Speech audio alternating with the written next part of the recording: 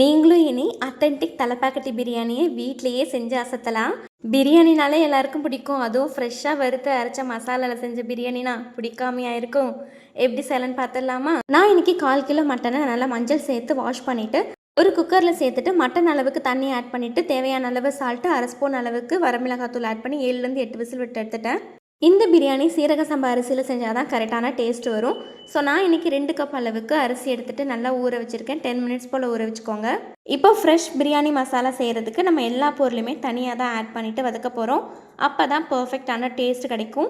So 3 spoon அளவுக்கு மல்லி add பண்ணி வதக்கி எடுத்துக்கோங்க.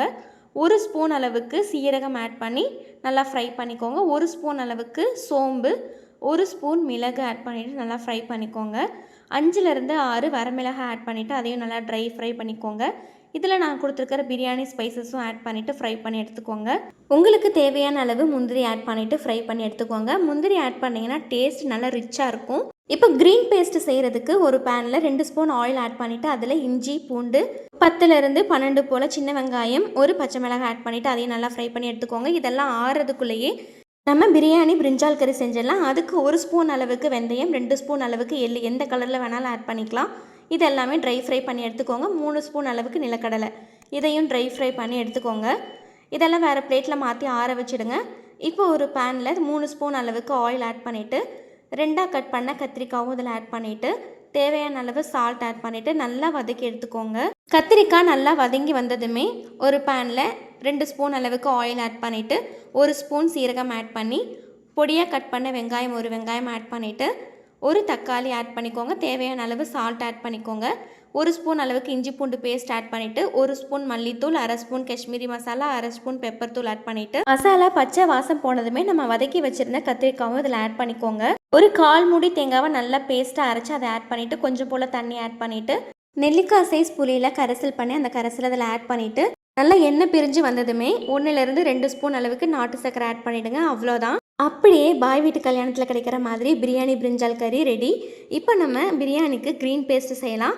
அதுக்கு நம்ம ஃப்ரை பண்ணி வச்சுருந்த சின்ன வெங்காயம், இஞ்சி, பூண்டு, பச்சை மிளகாய் இதெல்லாம் சேர்த்துட்டு கூட கொஞ்சம் மல்லித்தலை, கூட கொஞ்சம் புதினா இதெல்லாம் சேர்த்து நல்லா அரைச்சி எடுத்துக்கோங்க. இப்போ ஒரு பேனில் 3 ஸ்பூன் அளவுக்கு நெய் ஆட் பண்ணிக்கோங்க. 3 ஸ்பூன் அளவுக்கு ஆயில் ஆட் பண்ணிவிட்டு சூடானதுமே பிரியாணி இலையும் ஸ்டார் சோம்பு ஆட் பண்ணிவிட்டு நீளமாக கட் பண்ண ஒரு பெரிய வெங்காயம், தேவையான அளவு சால்ட்டு, 1 தக்காளி எல்லாம் ஆட் பண்ணிவிட்டு நம்ம ஃப்ரெஷ்ஷாக வறுத்திருந்த மசாலாவையும் இந்த பதத்துக்கு அரைச்சி எடுத்துகிட்டு அதையும் சேர்த்துக்கோங்க. மசாலாஸ் நல்லா பச்சை வாசம் போகிற வரைக்கும் நல்லா ஃப்ரை பண்ணி எடுத்துக்கோங்க. இப்போ நம்ம ரெடி பண்ணி வச்சுருக்கிற க்ரீன் பேஸ்ட்டையும் இதில் சேர்த்துட்டு அதையும் நல்லா வதக்கி எடுத்துக்கோங்க. 7லேருந்து 8 விசில் வச்சு எடுத்த மட்டனையும் நல்லா இதில் சேர்த்துட்டு கிளறி விட்டுக்கோங்க. மட்டன் சூப்பராக வெந்திருந்ததுங்க. க்ரீன் பேஸ்ட் அரைக்கிறப்ப எந்த ஒரு தண்ணியுமே ஆட் பண்ணாதீங்க. இப்போ 1 கப் அரிசிக்கு 2 கப் அளவுக்கு தண்ணி ஆட் பண்ணிவிட்டு நல்லா கொதிக்க விட்டுடுங்க. நல்லா கொதிச்சு இந்த கலர் வந்துட்டாலே சக்ஸஸ் தாங்க. நீங்களும் என்ன தலைப்பாக்கட்டி பிரியாணி மாஸ்டர் தான்.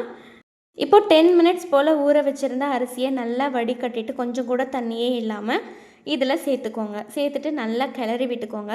நான் இன்றைக்கி தம் மெத்தடில் ட்ரை பண்ணியிருக்கேன். நீங்கள் குக்கரில் செய்கிறதா இருந்ததுன்னா 2 விசில் மட்டும் விட்டு எடுத்திங்கன்னா போதும். 2 விசில் வந்துட்டு ஃபுல்லாக கேஸ் ரிலீஸ் ஆகிற வரைக்கும் அப்படியே ஃப்ரீயாக விட்டுடுங்க. இப்போ நான் 10 மினிட்ஸ் போல் க்ளோஸ் பண்ணி வச்சுட்டு எடுத்திருக்கேன். மட்டன் ஆல்ரெடி குக் ஆகிடுச்சு. ரைஸ் 70% மேலே நல்லா குக் ஆகிடுச்சுங்க. பார்த்திங்களா எவ்வளோ ஃப்ளேவர்ஃபுல்லாக இருக்குதுன்னு சொல்லிட்டு. ஃப்ரெஷ்ஷாக அரைச்ச மசாலாங்கிறதுனால தான் அவ்வளோ ஃப்ளேவர்ஃபுல்லாக இருக்குது.